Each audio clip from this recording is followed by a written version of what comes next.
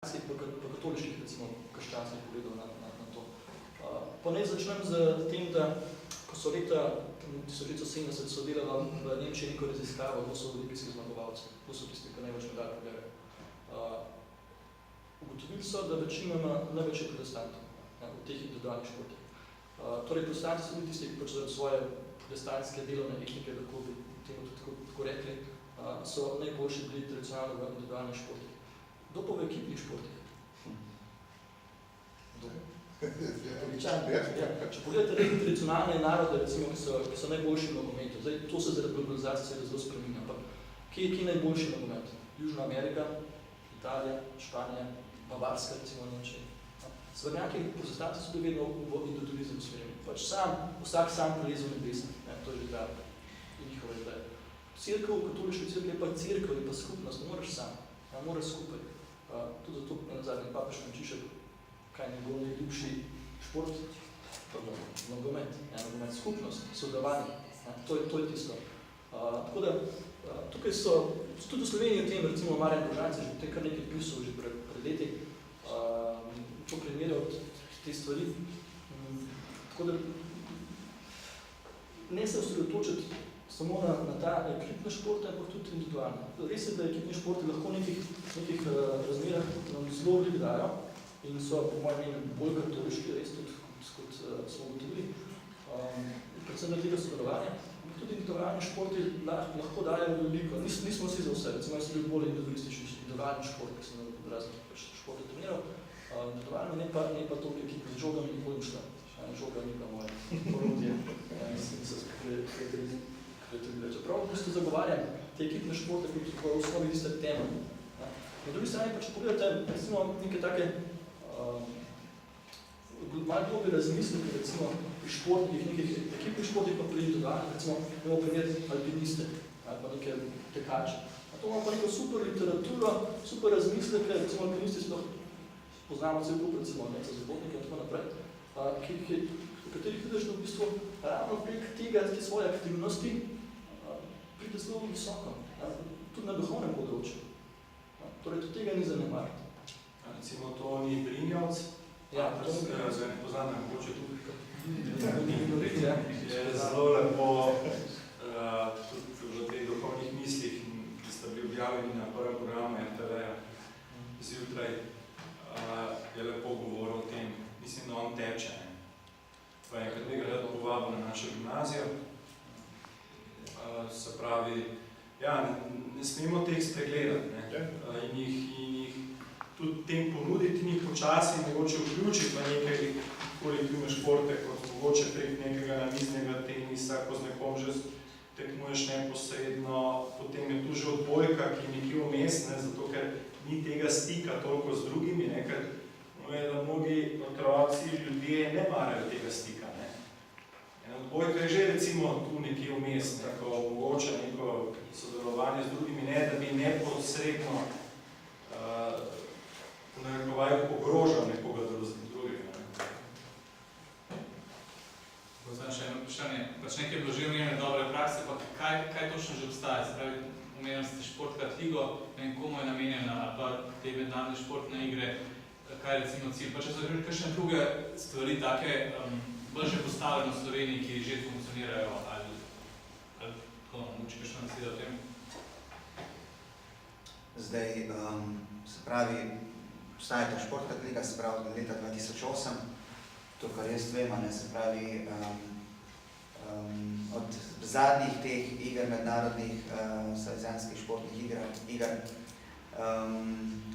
verjetno obstajajo, se pravi, ta liga je v odbojki za dekleta in fuzbal oziroma futsal za fante.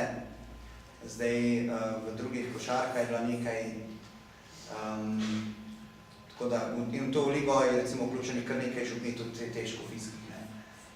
Je pa res, da salesijanske in škofijske župnije recimo, pa tudi kakšna gimnazija. Medtem ko za kakšne druge take bolj organizirane oblike, preko znotraj cerkve, niti ne vem, na kakšni dekanijski ravni se verjetno kakšna stvar tudi dogodi bolj v smislu nekih turnirjev. Glede teh mednarodnih iger pa lahko rečem to, da so to zdaj letos 30. To so na evropski ravni, vsako leto v eni drugi državi, lansko leto Poljska, predlanskim Slovaška, letos Slovenija, vsako leto ena država bolj prevzame, sprav po 10-11 letih smo zopet mi na vrsti, oziroma smo prevzeli in jaz vidim to tudi kot priložnost za in ta promocijo športa, tako da vas že zdaj tudi povabim na ta dogodek od 30. aprila do 5. maja, tukaj na Kodeljevem v Ljubljani, bo zanimivo 1400 bo vseh mladih z našimi prostovoljci, tako da... Koliko naših? Ja, to je dobro vprašanje. Koliko naših Slovencev? Mislim, da 5 ekip. Ja, to je en pokazatelj. Dobro, prej smo se še tam z gospodom pogovarjala, ker niti ni vedel, ne, oziroma ni prišel glas do njih, pa smo kar nekaj reklame delali po takih in drugačnih kanalih. Ja, recimo to je zame, igre bojo super in ena lepa priložnost, je pa res, da, če sem čisto iskren, me je to malo presenetilo. Da je tako malo naših. Da je tako malo naših ekip, ja. Res je, da je starost nizka, se pravi 18, se pravi 2001-letniki in mlajši, dve kategoriji so, ampak ja, tako. Sem tako, da nisem vedel, zato, ker sem bolj novi na tej gimnaziji, ne. Aha. Ampak samo bi dodal tukaj, da obstajata še dva turnirja, ne. En je ta škofijski gimnazij, kako ravnokar, pa mislim, da tudi turnir dijaških škofijskih domov, ja. Ampak čeprav recimo v našem domu niso samo dijaki škofijske gimnazije, so še iz drugih srednjih šol. Potem je pa še stična turnir, oziroma dva pred turnirja v povezavi s stično mladih. To so enkratni dogodki. Mi bi mogli sistem vzpostaviti, saj tedenski, ne, ki bi se redno nenehno dogajal. Po župnijah jaz res ne vidim boljše priložnosti, kot je to ali za mlade pred, med, po maši, ko starši pridejo, mnogi nočejo k maši, vemo, ne. In če pa bi starši rekli, ti greš tu z nami, sem ti boš zunaj špilal, nogomet, ne vem kaj, verjemite, da vsi bi prišli. In sčasoma bi tudi potem ti otroci, ko bi odrasli, bi pa hodili k maši. Po mojem 80% duhovnikov se ne bi z vami strinjalo. Pa še kar nekaj škofov, ne. Poskusi bi to zagotovo. No. Jaz bi bil med mašo z njim. Ja, po maši bi pa še za starše naredil. Halo, pica za kosilo, ne se.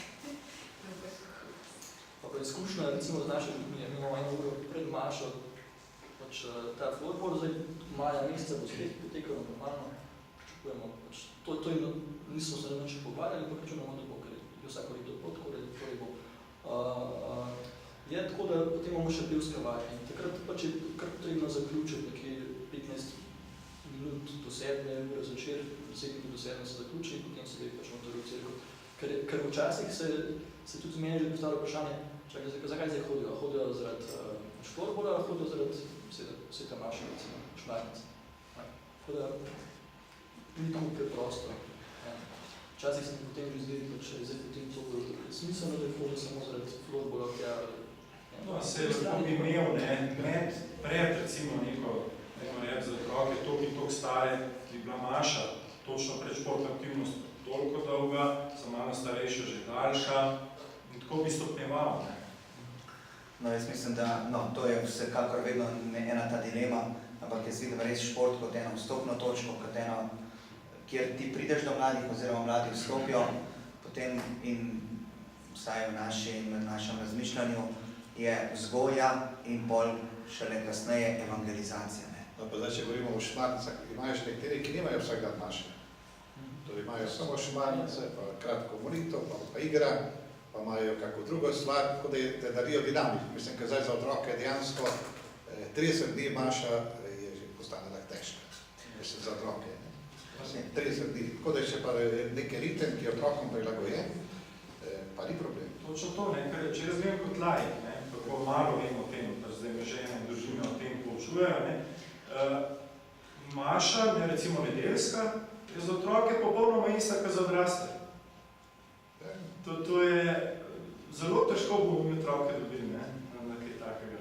To zdaj večje župnije imajo družinske. Tako, imajo to, seveda. Ampak večina maš je v manjših tudi krajih in to je problem. Kjer ni možno izvesti več maš.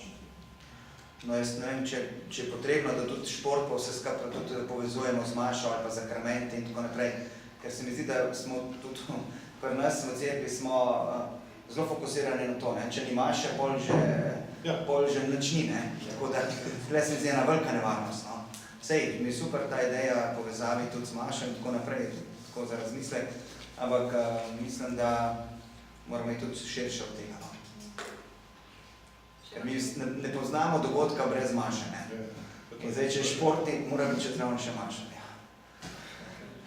Zato se nam je zdaj zgodilo, ne vem, če se šmarnice, ne? Če jih imamo pri kapeli, pri vsi.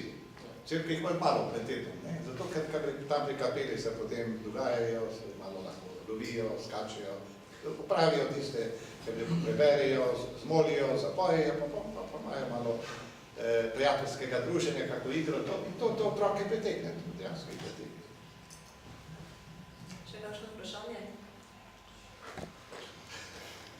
Potem pa smo pripeljali našo okroglo mizo do konca. Hvala publiki za navzočnost, vaše vprašanja, hvala gostom, da ste prišli, hvala za vaše odgovore. Upamo, da bo ta okrogla miza naredila korake naprej v pastorali športa. Novinarji zadaj lahko dobite te 3 knjižice, vsi ostali pa lahko kupite v knjigarni Družine. Hvala.